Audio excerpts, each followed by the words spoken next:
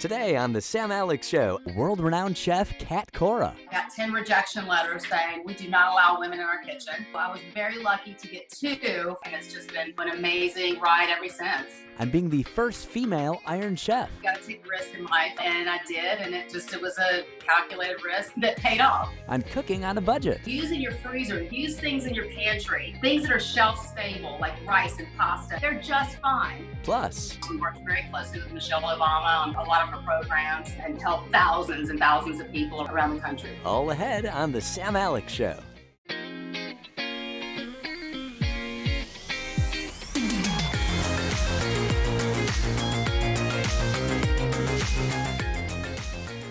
Cora is a world-renowned chef and author, made television history when she became the first ever female Iron Chef. Kat, how you doing? I'm doing great, man. How are you? Good to talk Thank to you so much for being on the show. Is this your Sure. actual kitchen or is this like a friend's kitchen? No, this is our kitchen. This is it right here. Yeah, When you this say is, who are you referring to? my wife Nicole and I and our 6 kids. We have 6 boys. Nicole, is that you on holding the camera? That is, You're doing an amazing I'm job. her helper today. Yeah. So It's I amazing. have 2 kids who are both under 3 years old. What's it like having 6? Wow. Well, it's easier than having 2 kids under 3 years old. We have 10-year-old twins. We have 2 12-year-olds. And we have a 14-year-old and 16-year-old. So they're pretty independent and they're like a tribe. They keep us in line most of the time. But I would say it's, a lot of laundry, loads of laundry, and a lot of cooking. A lot of cooking. So what's it like in your household? Well, we're putting everybody to work. Everybody's helping out. We're at a time now where we're all in quarantine. We're all in lockdown. We're all together, really in close contact 24/7. So everybody now has their role and everybody helps out, sets the table, helps clean up, and we do have them making their beds. And so we're in a routine. We had to get in a routine and really streamline everything, if you will. So as you can imagine. Right. So where are you from originally? Mississippi, Jackson, Mississippi, originally. And then after high school, what was next? I went to New York. First I went to college at USM, University of Southern Mississippi, and got a degree in exercise physiology and nutrition. Then I went on I really wanted, restaurants were in my soul, my DNA. My grandfather had restaurants. My godfather had restaurants. My father worked in restaurants, putting himself through college. So I really knew that was my first passion. And so I went to the Culinary Institute of America. So I moved to New York, moved from Mississippi, a little Mississippi girl, straight to the big city of New York and upstate, and went to the Culinary Institute of America. And once I graduated, I flew to France and did 2 apprenticeships and 2 3-star Michelin restaurants. So Whoa. What was the bigger culture shock? Mississippi to New York or New York to France? it was quite the culture shock. It definitely was. And then going from New York, I was only in New York for 2 years before I got on a plane to France and cooked for a year over there doing apprenticeships. And that was at a time, that was 20 years ago. That was a time when women were not allowed in French kitchen. So, I got 10 rejection letters from 3-star Michelin chefs saying we do not allow women in our kitchen. So I was very lucky to get 2 one from Georges Blanc, who's, legendary, as well as Roger Verger, who's also legendary. And so I was very happy to get those and went over there and kind of just, closed my eyes and just jumped in with both feet, went over and finished those, and then came back, and it's just been, an amazing ride ever since. So when you were first doing that, what were all your friends from your hometown thinking and your family? Were they just beyond impressed or they always knew you'd be doing cool things like that? I think they all, my parents always knew I had something, in me that I was gonna probably, leave Mississippi and go out into the world. But I think everybody's, was kind of like, you're a little crazy, to make that big of a move. What are you thinking? All of the Southern folks and all my friends. And I said, yeah, I probably am, but I'm gonna try it. You got to take risk in life to figure it out. And I did, and it was a calculated risk or uncalculated in a sense that paid off. But I got lucky and worked my ass off. And Kat, you're such a great role model for so many reasons. I love Chefs for Humanity, where you're just reducing hunger throughout the world. Talk about that. Well, I started Chefs for Humanity about 16 years ago in response to the tsunami. It hit Asia. I created an organization. It's threefold. One is emergency feeding relief, which we did when the earthquake hit Haiti, when Haiti happened. Hurricane Katrina, multiple hurricanes have happened. When we have, we've been all over the world in Guatemala, Ecuador, Ethiopia, other parts of Africa, doing goodwill work with different organizations. And we're also about, ending hunger, doing everything we can to be a part of that vision to end hunger around the world. And we also do a lot of, nutrition education in America. So we've worked with the White House when the Obamas were in the White House. We worked very closely with Michelle Obama on a lot of her programs that she brought to the table that are still in, super active today and help, thousands and thousands of people around the country. So. Oh, well, thank you for doing that. Is it true that because of you, Michelle Obama made the garden at the White House? I don't know if it was because of me. I think that came before, but she started it, and I was actually a big part of when that was all the process was happening. So I got to be a big part of her creating that organic garden for a lot of kids that were underprivileged kids that she would bring to the White House. We did a big program, Kids Move to School, Let's Move program, things like that. So you're so humble. You got the President's Volunteer Service Award from Barack Obama. So where is that? Oh, it's hanging right in the hallway there. That one and the Lifetime Achievement Award that the Obamas gave me. So it's pretty amazing. Good for you. Well, we're going to learn how to eat healthy on a budget. You're going to put us to work. That's coming up right after the break.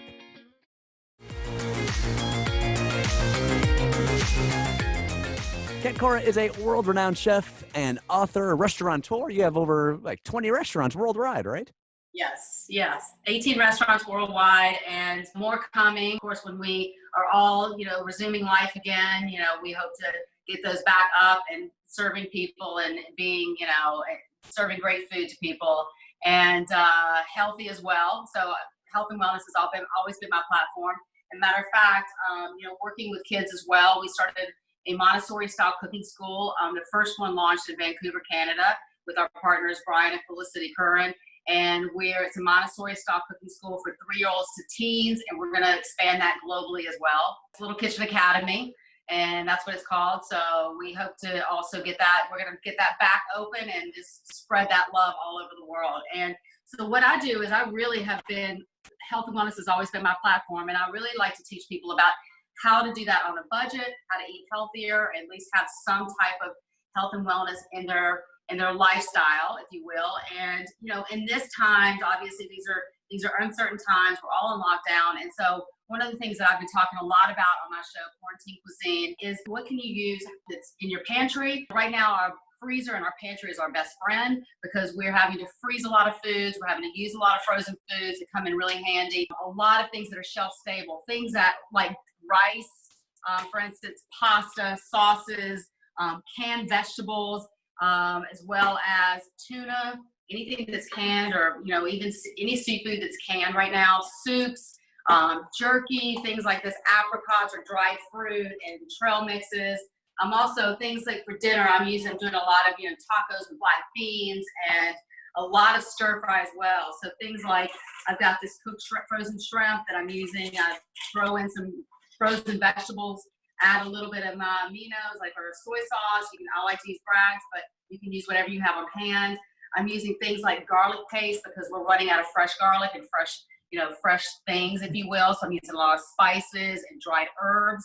I also took a lot of my herbs that I had that I needed to use up. If I couldn't use them, what I did was I took an ice tray and I put some of the herbs in each, pocket of the ice tray and then filled it up with olive oil and froze it. Or you can fill it up with water, or you can fill it up with stock, whatever you want to fill it up with, and put it in the freezer and save it that way as well. Vodka, whiskey. Vodka, along next to your vodka and whiskey. Yeah. Or throw that right in. Yeah. No, so what's the secret to a good stir fry? Like, can we just have frozen vegetables, and just throw them in the stir fry, or should we let them thaw first, or can we put them in the microwave? What do you recommend?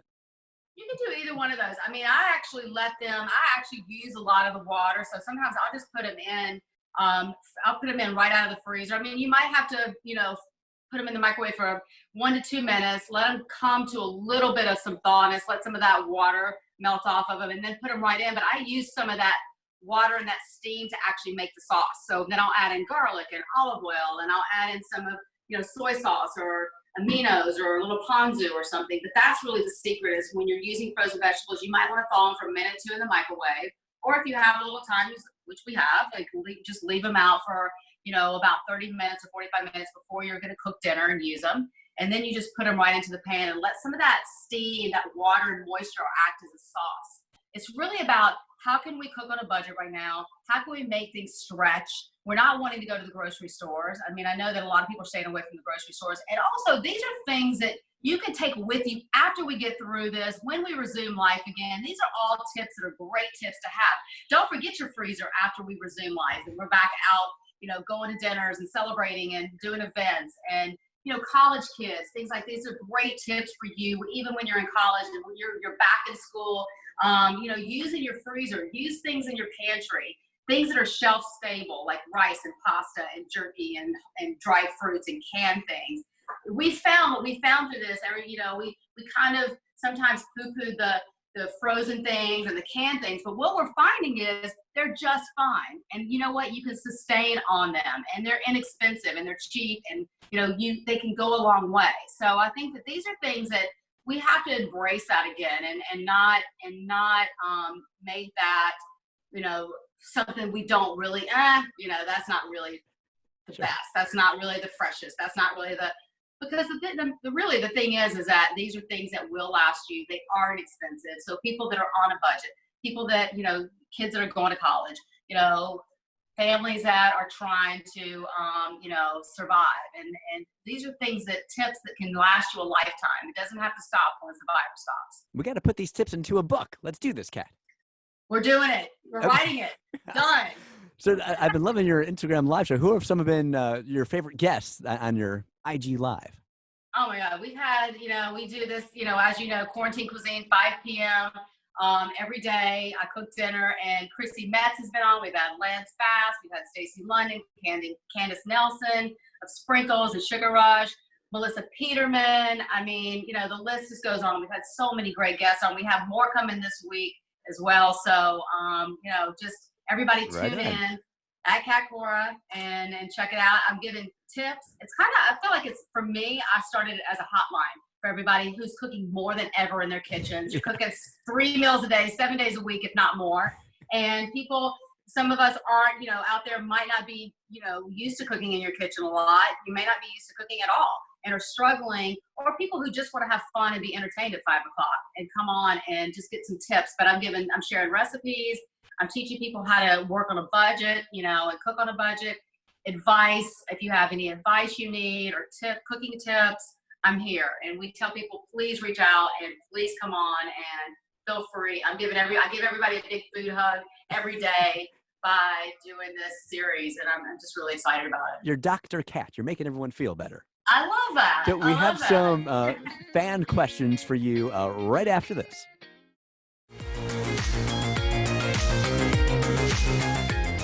Kat Cora, world-renowned chef and author. We have some fan questions for you in just a moment, but I found something I feel like a lot of people are finding in the freezer, which is chicken breasts that I bought frozen forever ago. So what's the best way to make a good frozen chicken breast? Well, I'll tell you, I actually have done several things. I've made kebabs out of them. I have diced them up and put them in a stir fry. I put them in fried rice.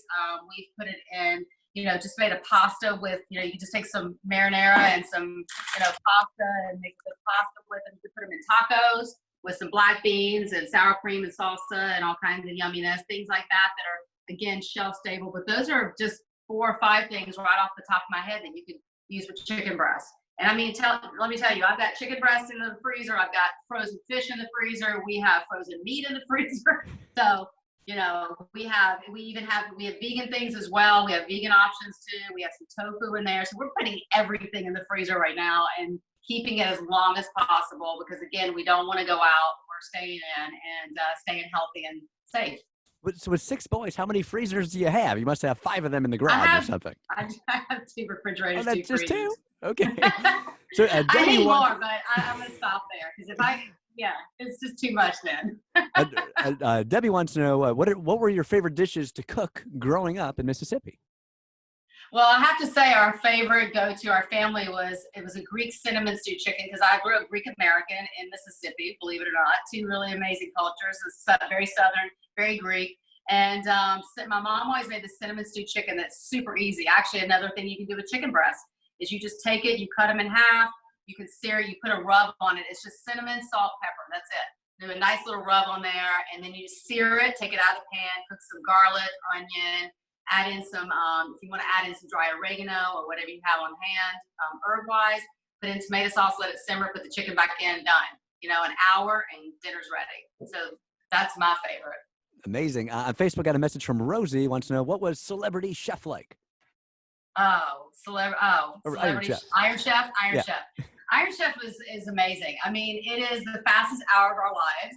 And I'm so happy when I was asked to do it in the beginning. There were 4 of us that were asked to do it to start the show in 2005, I believe, on Food Network. I did not know how huge it would be. I just wanted to do it because I thought it was incredible. It was the first competition show ever that kind of kicked off all the trend in competition shows. And it's been amazing to be inspiring to people. It's still on all the time, and people still get inspired and write in, and it was great to be a role model, and it still is. It's amazing. Patrick wants to know, what was it like meeting Julia Child? Oh my gosh, I was so blessed and lucky. I am so blessed and lucky that I got to meet her. It was incredible. If you saw the movie Julia, she was exactly the way Meryl Streep portrayed her. I'm Julia Child. Bon appetit. She did a beautiful job portraying her. She nailed it. She was exactly like that. She's wonderful to young aspiring chefs. And the one advice she gave me, she always said when I met her and I spent time with her, she would say, Kat, the one thing I'm going to tell you is to always pay it forward to other people and to other young chefs. And I've tried to do that. I have an internship program that we do, a mentoring program. I try to give back in charitable ways all the time. We started Chefs for Humanity. So I feel like I'm fulfilling her advice to me. Absolutely. Coming up in our last segment, we're going to play a game of this or that with Kat Cora coming up. All right.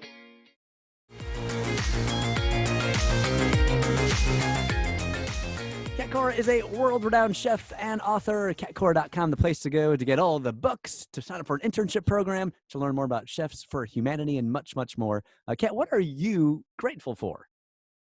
Oh my God, I'm grateful for my wife, our kids, our family. If I've learned anything over the years of, all of my experience, whether, aside from, any fame or money or any of that, that is the most important thing is family. I'm so grateful for my family. I really, really am. I mean, more than anything. But with your 18 restaurants, are you pretty hands-on, or you kind of have a team that just basically reports back to you because you're busy enough? Yeah, we do. We are hands-on. When we could fly, we were probably on a plane 2 or 3 times a week. We were flying to the restaurants. We were flying all over. We are always on FaceTime. We're always on cameras back and forth and talking. So I'm very hands-on with all of my restaurants. And, it's really, I have a great team that runs everything day to day, but you have to be present. You have to be a part of it. And, I'm always trying to be very, very present and there and motivate and really work with my teams in each of the restaurants to make it the best. Do you have a restaurant in Nashville yet? Not yet, but hey, when everything resumes again, I think that's a good call. I love Nashville. Yeah, I know a good potential location on 12 South, next to Reese Witherspoon's place, right across from Bar Taco. All right. We're going to call you offline. We're going to talk to you about that. All right, here we go. A game of this or that. Kat, outdoor cycle or indoor cycle? Outdoor cycle. Gelato or frozen yogurt? Oh, frozen yogurt. Deep fry or grilled? Grilled. Ole Miss or Mississippi State? Ole Miss. Okay. and lastly, Mamma Mia or my Big Fat Greek Wedding? Oh, my Big Fat Greek Wedding. That was my favorite. So good. Actually, Mamma Mia is very close. Yes. Actually, Mamma Mia was filmed on my family's island. So my family's from Skopolis in Greece. Mamma Mia was filmed on Skopolis. I still have family there. So it's a toss-up. Is that where they convinced Meryl Streep to play Julia Child? Probably. Right? Greeks are very convincing. Yes. CatCora.com, the place to go to stay connected. Thank you so much for your expertise. And Thanks so this went by much, too buddy. fast. We got to do this again soon. We will, definitely. Thank you. I'm giving everybody a big food hug. I'm on Facebook, Twitter, Instagram at Sam Alex Radio. Make sure you go follow at Cat Cora. Thanks again, Cat. Thanks, Sam.